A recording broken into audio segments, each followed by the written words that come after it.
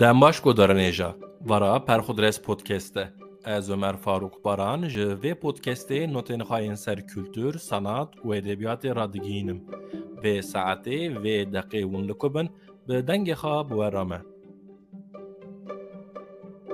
Cemal Süreya bi şîîr û mektûbên xwe û car caran jî bi kurdbûna xwe tim di rojeva wêjeya Tirkî daye. Derdoyên polîtîk ji şîîrên Cemal Süreya ji Dêrsimê heta Enqerê rêyeke sirguniyê çê dikin û balê dikişînin ser dewra wî ya xedar. Lê kî çi dibêje jî îbre ne ber bi kurdbûnê ve dare, ne jî ber bi tirkbûnê ve. Mesela wergêr Tomli Suyar ku demekê xanima Cemal Süreya bû û li gor hin gotinan ji ber şîddetê ji wî veqetiya bû, di röportajekê da bikinî behsa meyla wî ya ser polîtîkayê dike. Tomli Suyar dibêje Cemêl bi qasî şairibûnê dixwast bibe siyasetçî jî. Ew daxwaza wî li hin şaşiyên din qelibî. Lê esas wî dixwast ku bibe siyasetçi. Gotina Tomli Suyar e ew. Bes merivkane bi hevokên heyraniyên Cemal Süreya yên bo Kemal Burkay jî wê daxwazê barekî piştrast bike. Cemal Süreya di sala 1975 da ser şîîra Kemal Burkay wanî dibêje. Burkay di nêv kar û xebatên siyasî da ye. Bes di dîwana wî da min hezkirineke mezin dît bo şîîran. Şair kar û xebatên xwe yên siyasî ji bîr nake. Lê şaîrbûna xwe tew ji bîr nake. Eleştirî û öz eleştirî bi gotinekê din krîtîk û otokritîk. Çi kesê ji salên 1970 vir ve bi siyaseta Kurdan ra danûstandin kiriye, îlem bi şeklekî ew her du peyvên Tirkî bihîstine.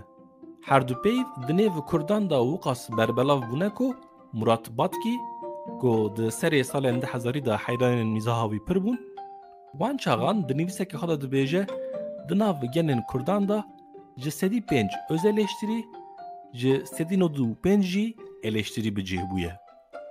Peyva öz eleştirî bo Tirkan jî peyveke nû ye. Ew peyv di salên 1960 da bi nivîseke Can Yücel ketiye çav û guhên Tirkan. Can Yücel ew şairê bo Tubî Ornat Tubîya Shakespeare bi Tirkî dibêje îhtimaleke din jî heye.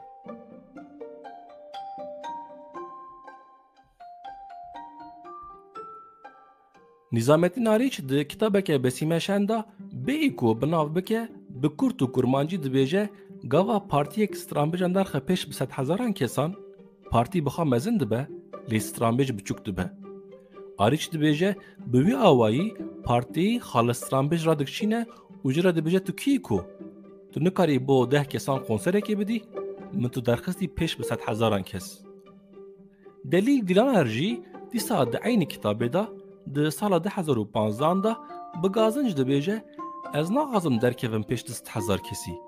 Dixwazim li saloneke xweş bo 300 kesî konserê bidim. Bira rê li ber min negirin, ez destekê jî naxwazim.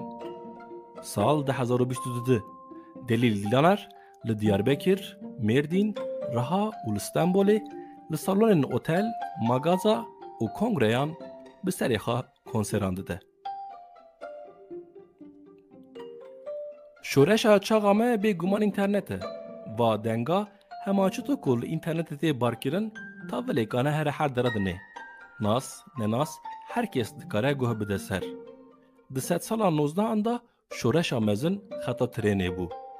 Mesafeyeke ku bi erebeya postayê 24 saet bû, bi xeta trênê da ketibû 6 saetan û vê yekê li ba nivîskaran jî heyecaneke bêhemta çêkiribû. Şairê Alman Heinrich Heine di sala 1843 da li Parîsê gotibû sankî dar û de'l û çem û çiyayên hemî welatan ber bi Parîsê ve dikişên tên. Dîsa di wan salan da Victor Hugo jî gotibû ku ew ê bi xeta trênê kultûr hevdûnas bikin û ew ê Fransî jî bibe zimanê temamê cîhanê. Ji sed sala bîstan vir ve îngilîzî zora Fransî dibe û bi saya înternetê di sed sala 21 da digeyne her quncikî.